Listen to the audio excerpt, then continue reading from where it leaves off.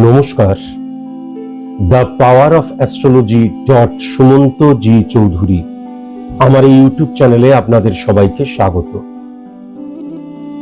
আমি পূর্বেই বলেছিলাম যে 1 জুন থেকে বৃষ রাশিতে 4টি গ্রহের যে মহামিলন হয়েছিল তার ইম্প্যাক্ট কিছু কিছু রাশির জাতক জাতিকারা ভীষণভাবে পাবে।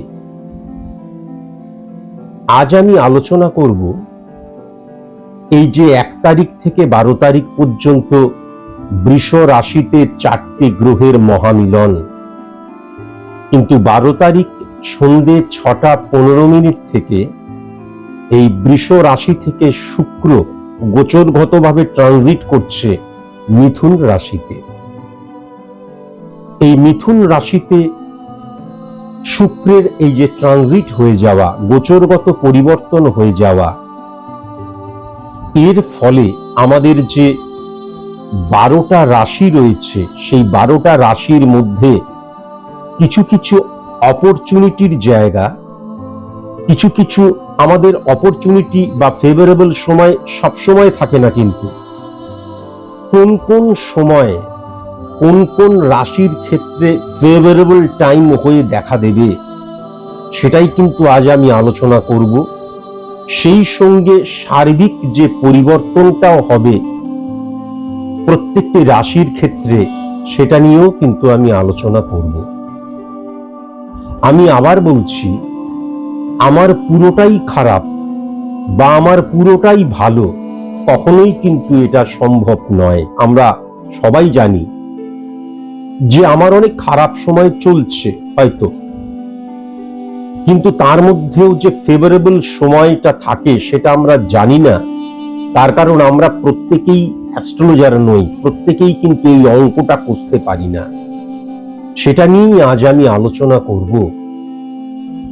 মেষ রাশির এই যে 12 তারিখ সন্ধে 6টা 15 মিনিট থেকে শুক্র মিথুন রাশিতে চলে আসছে বৃষ রাশি থেকে, তার যে ইম্প্যাক্টটা সেটা মেষ রাশির ক্ষেত্রে কি কি হতে পারে। প্রথমেই আমি বলবো যে এই যে 12 তারিখ সন্ধে 6টার পর থেকে শুক্রের মিথুন রাশিতে চলে আসা, তার ফলে মেষ রাশির ক্ষেত্রে জুন মাসে ফেভারেবল সময়টা হচ্ছে 18 তারিখ থেকে 22 তারিখ।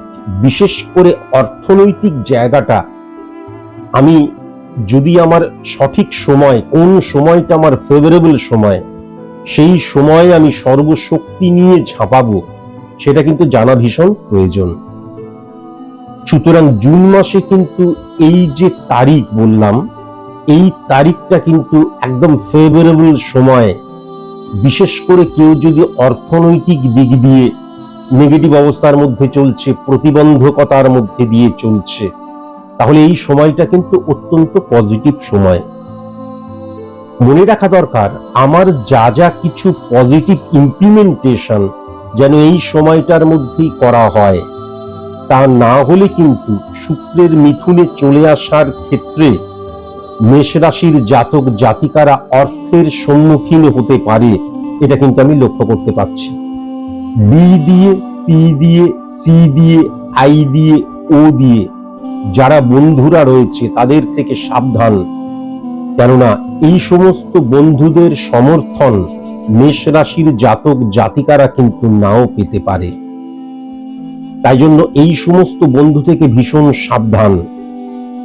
কর্মের যে পরিবর্তন সন্তুষ্টি দেবে, কিন্তু জুন মাসে যদি কর্ম পরিবর্তন করো তাহলে 13 তারিখ, 19 তারিখ, 26 তারিখ, 29 তারিখ যেন কোনো রকমের কর্ম পরিবর্তন না হয়। ব্যবসার ক্ষেত্রে যে স্ট্র্যাটেজিটা পরিবর্তন করতে হবে, যে গোল্ডেন সময় বা পজিটিভ সময়টা বললাম, যেই তারিখ থেকে যেই তারিখ পর্যন্ত, সেই সময়ের মধ্যেই কিন্তু আমার ব্যবসার যে স্ট্র্যাটেজি, প্রফেশনাল এথিক্স বা বিজনেস ইমপ্লিমেন্টেশনটা সেই সময় কিন্তু পরিবর্তন করো। তাছাড়া অন্য কোনো তারিখে বা অন্য কোনো সময় কিন্তু পরিবর্তন করো না। ভ্রমণ রিলেটেড যদি তুমি কোনো রকমের বিজনেস করো বা এমনি ভ্রমণের ক্ষেত্রেও কিন্তু মনে রাখা দরকার 14 তারিখ থেকে 19 তারিখ পর্যন্ত এবং 26 তারিখ থেকে এন্ড অফ জুন কখনো কিন্তু ভ্রমণ করবে না, সেটা পজিটিভ রেজাল্ট দেবে না। ইনভেস্ট নিয়ে যদি চিন্তা করো বা ইনভেস্ট রিলেটেড যদি তুমি বিজনেস করছো, তাহলে মনে রাখা দরকার যে 14 তারিখ থেকে 18 তারিখ এবং 26 তারিখ থেকে 28 তারিখ এই সময়টায় কিন্তু তোমার ক্ষেত্রে ফেভারেবল সময় নয়। মানে এই সময়টা একেবারেই ফেভারেবল সময় নয়। যেই সময়টা বললাম সেই সময়টা কিন্তু তোমার পজিটিভ সময়, সেটাকে কাজে লাগাও, কিন্তু এই সময় নিজেকে গুটিয়ে নাও।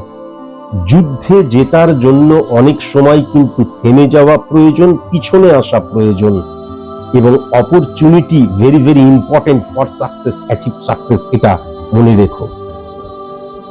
একটা কথা মাথায় রাখার প্রয়োজন আছে যে 14 তারিখ, তারপরে 6-9 কানেকশন, 17 তারিখ, 21 তারিখ এবং 28 তারিখ পরিকল্পনা বিহীন কিন্তু কাজ তুমি করতে পারো। আমি আগে থেকেই বলে দিলাম, তাই এই সময়টা স্পেসিফিক ভাবে কিন্তু খুব সাবধান। কেমন?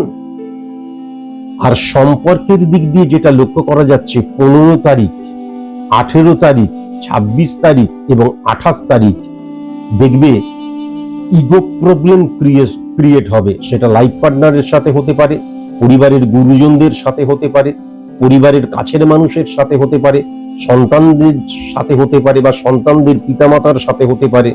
এই সময়টা ভীষণ সাবধান। আর অবশ্যই মনে রাখবে যে 13 তারিখ থেকে 19 তারিখ এবং 21 তারিখ থেকে কিন্তু 26 তারিখ, এই যে সময়টা, স্ত্রীর স্বাস্থ্য সম্পর্কে সচেতন হতে হবে। তুমি যদি বিবাহিত হও এবং তুমি যদি হাজবেন্ড হও, তাহলে মনে রেখো এই সময়টায় স্ত্রীর স্বাস্থ্য কিন্তু খারাপ হতে পারে, ডিটোরিয়েট করে যেতে পারে। ভীষণ সাবধান।